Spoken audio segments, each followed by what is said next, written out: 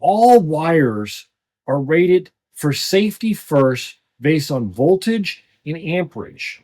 Most of them are wired, most of them are labeled in writing directly on the wire itself, such as this one here, where you can see that 1 aught rated for 105 degrees Celsius at 600 volts. Oftentimes, if it is in a wet environment, it may have a different temperature rating. Please pay very close attention when you're buying wire, that you're not buying cheaper wire, that you're buying pure copper wire such as these here. The market right now is saturated with a lot of cheap aluminum wire that is considered to be copper clad aluminum wire, which is very common in audio systems, but is not good for solar systems as it cannot carry or sustain the proper amperage to support a solar system reliably or safely. Amps decide the size of your wire. This is easily determined by watts divided by volts equals amps. So although there may be an association to how many watts it can support, the amps are what make it important. The amps are what decide what size wire you're using, not if it's AC or DC, and not determined on how many volts. Many wires will have voltage ratings also, but they are exclusive from the amperage rating, and you'll need to be very careful when picking wire that you pick the right one. Distance can impact these wires. Most wires will give you a rating sheet that will tell you what type of losses to expect over a certain distance. Always calculate your distance based on round trip, meaning the positive and the negative cables both count in your distance. Therefore, if it's 5 feet from your batteries to your inverter and then 5 feet back, you have 10 feet that impacts your losses on that wire. These losses can change everything.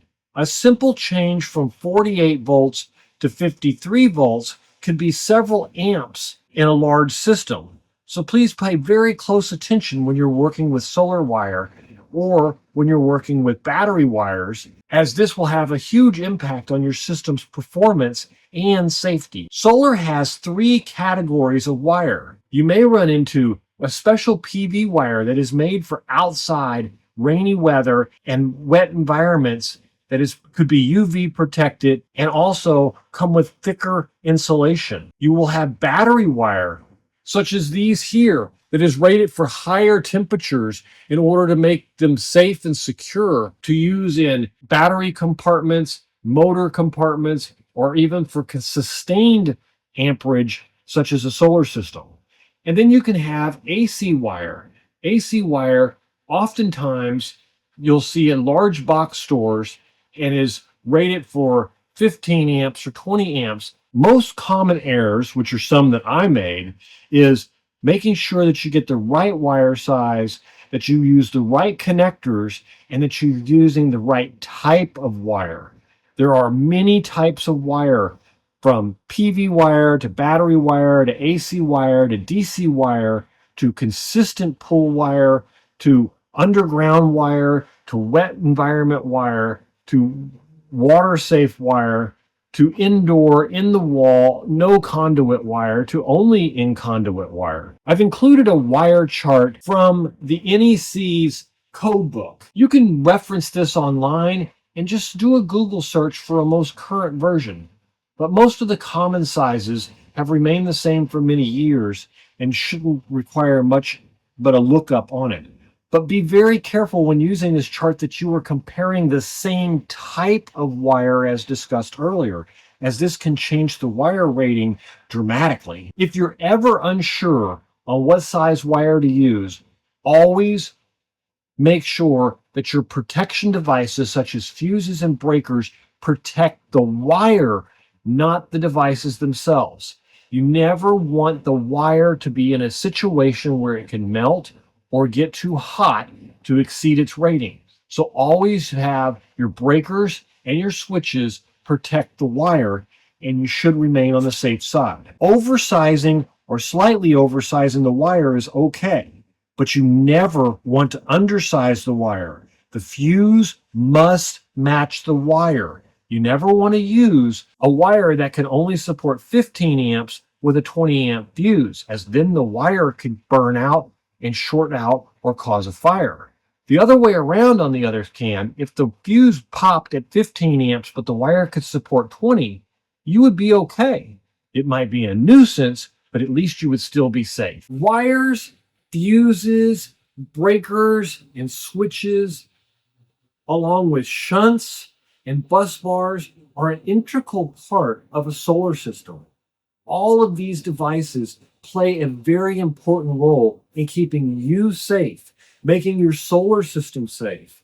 And even if you're not in an environment that requires you to follow code or to get an inspection, that does not mean that you should be reckless, careless, or have disregard for safety. Safety is of the most important aspect, is one of the most important aspects of building a good, safe solar system. I encourage you to strive for only the safest environment that you can create.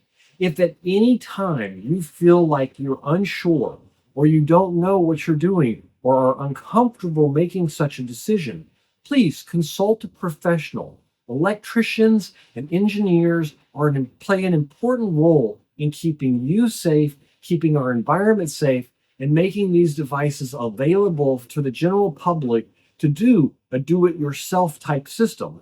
But that does not exclude us from being safe and being responsible when building these systems. I encourage you to involve them when necessary, to ask for their advice if you have problems. But at the same time, build your system, and I hope you stay powered for many years to come. Thanks for watching. I hope this series is helpful to you. There are 5 videos in part 2 of this series, and there are 4 videos in part 1 of this series. All links will be included in all 5 of the videos of part 2, and I hope they help you, and I hope to see you on the next video. Thanks for watching.